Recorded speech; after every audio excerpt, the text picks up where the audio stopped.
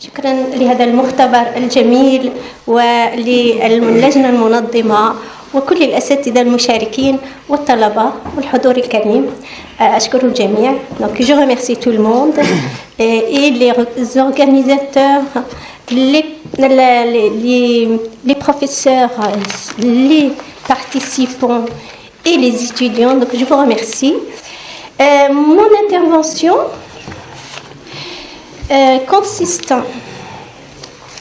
Mon intervention donc sera sur les paratextuels, bien ce qu'on appelle le paratexte en traduction.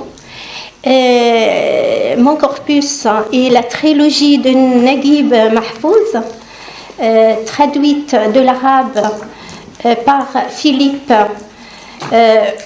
Vigreux entre 1985 et 1989.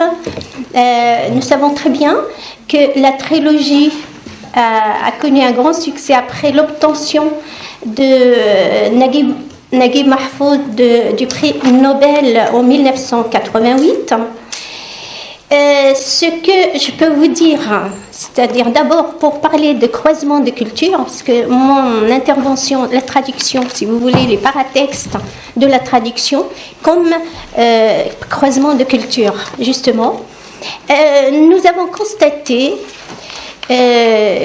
si vous allez lire un peu ce qu'on a écrit dans la presse à l'époque de l'attribution du prix Nobel, qu'est-ce qu'on remarque? Déjà, il y a un croisement, si vous voulez, dans les titres de la presse, des journaux et revues à cette époque. On parlait de l'auteur, comme d'un Zola égyptien, d'un Balzac du Nil, d'un Dickens du Moyen-Orient, d'un Tolstoï arabe, etc. Donc vous voyez déjà là, on attribue. C'est comme si, c'est pas moi qui le dis, c'est Madame Bouvet, elle le dit. Il dit que c'est comme si vous voulez accéder un peu à la culture occidentale, il fallait bien sûr avoir un surnom qui vous rapproche de cette culture. Et de là, donc Naguib Mahfouz en arabe, bien sûr. Donc il comparait à ces écrivains réalistes, si vous voulez, de la culture occidentale. Chose étrange aussi à remarquer que pour la réception de la trilogie en France, moi je parle, et en Occident, donc on a été comme un peu déçus. Pourquoi cette déception? Parce que on avait l'habitude de voir un peu dans les œuvres orientales, donc cet esprit de l'Orient. Et Naguib Mahfouz, elle a trahi un peu cet esprit de Mille et une nuits, si vous voulez. Pourquoi? Parce qu'il écrit comme leur écrivain réaliste, alors qu'il s'attendait un peu à un écrit, si vous voulez, dans le genre de Mille et une nuits, exotique un peu. Voilà, c'est dans ce sens. Là, c'est pour la réception. Pour la trilogie, donc, traduite par Vigreux,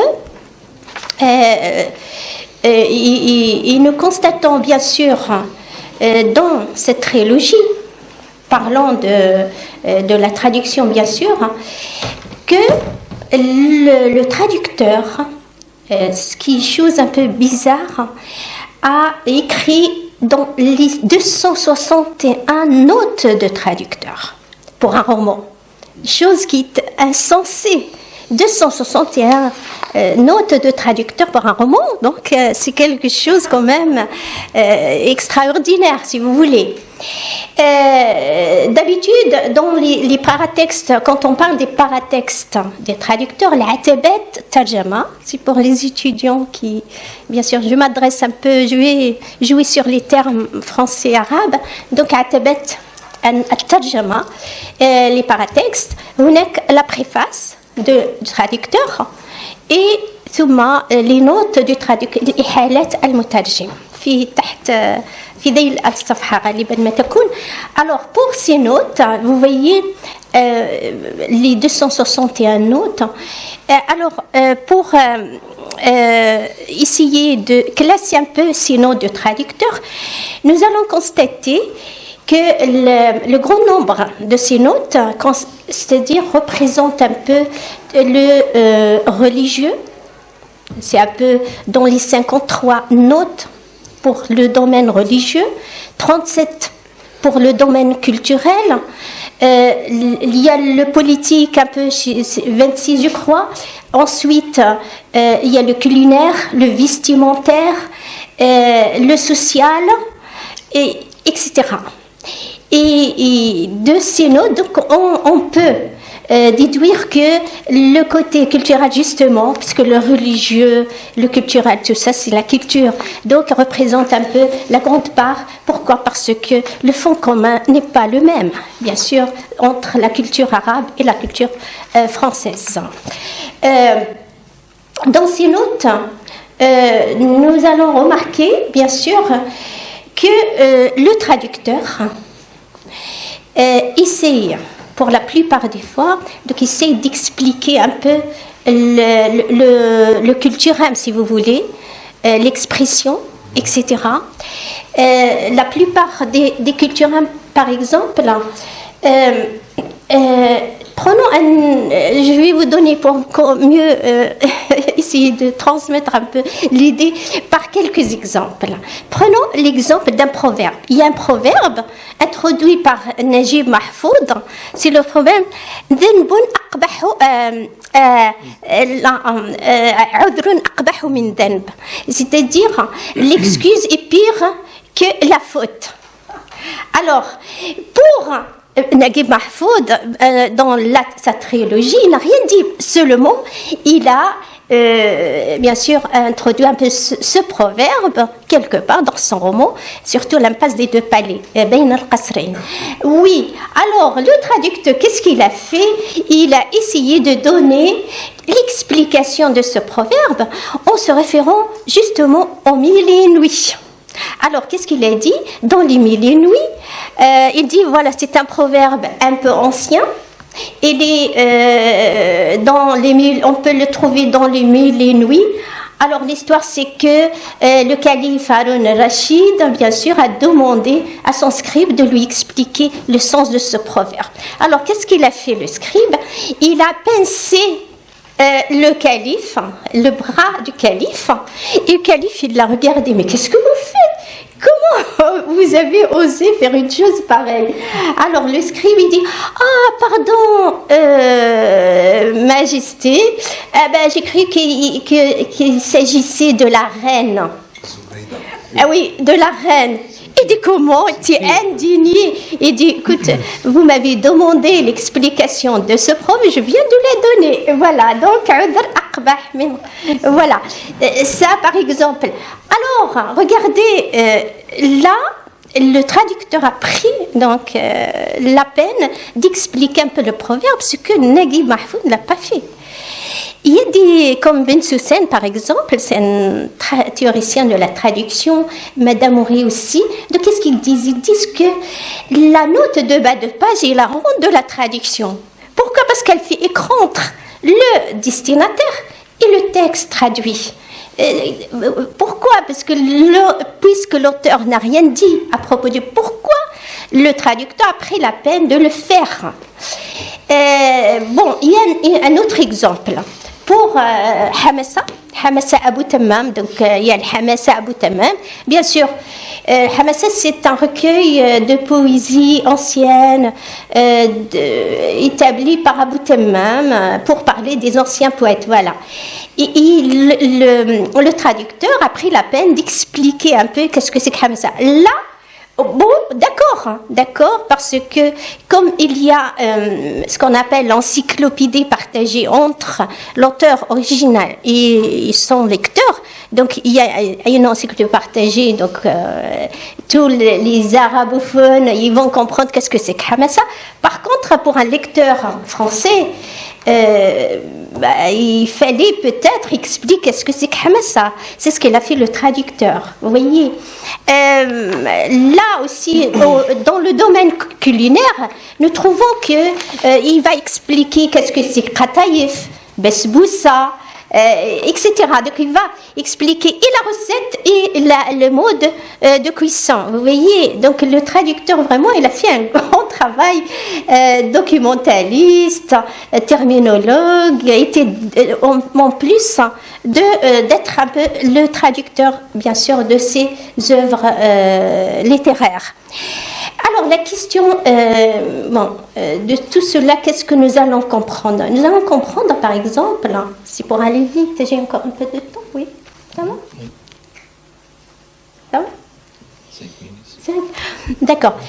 Pour vous dire, de toute façon, il y a l'article, vous pouvez le lire après, mais ce qui m'intéresse le plus, moi, dans ces notes de traducteur, quand on dit que la note est l'échec du traducteur, moi, au contraire, je vois que ce n'est pas un échec. Au contraire, c'est un enrichissement, c'est un croisement de culture. C'est là, c'est dans les notes du traducteur, justement, c'est là où nous pouvons trouver, bien sûr, ce dialogue entre les cultures, ce carrefour entre les cultures. Et en plus, ça fait, dans ces notes, ça fait comme un texte hybride. Donc nous avons un peu l'hybridité au niveau identitaire, culturel, linguistique, etc. Et là, j'aimerais bien citer un peu Paul Ricoeur, que j'adore vraiment, parce que quand il parle de la traduction, il parle d'une façon pas trop technique, mais trop un peu philosophique peut-être. Oui, et alors qu'est-ce qu'il dit?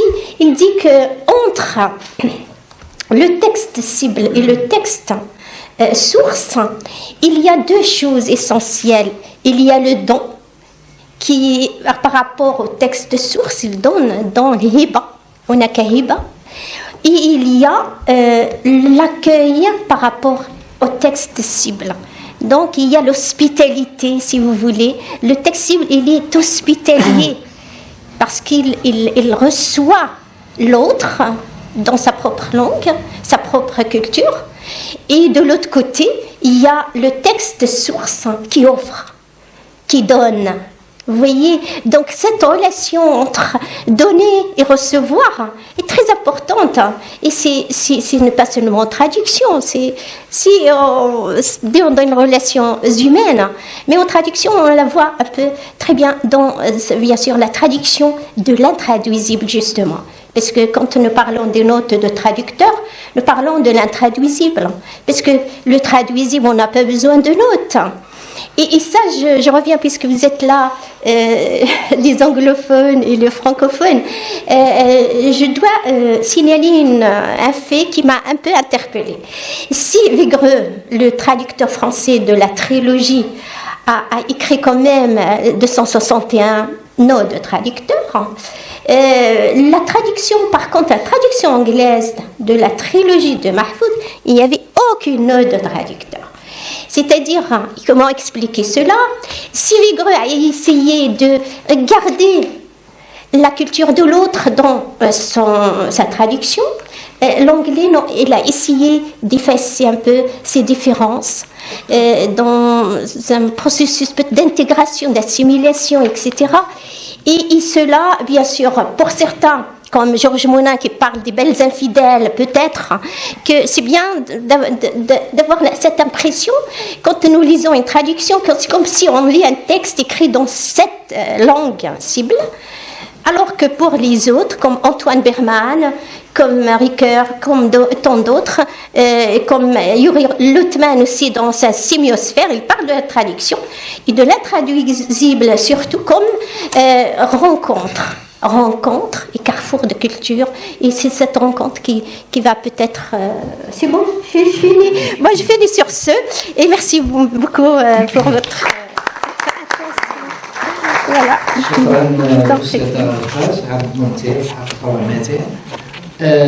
ويؤكد هذا العرض هذا على صعوبة على أن التكافؤ يكون دائما نسبي، خصوصا إذا كانت هناك إحالات كثيرة للثقافة الكلاسيكية والثقافة الشعبية خصوصا. المداخلة الثانية هي للأستاذ أحمد كامون، وهي بعنوان إشكالية ترجمة القصيدة الشعرية عندما يزاوج الشاعر بين التعبير اللغوي. تفضل أستاذ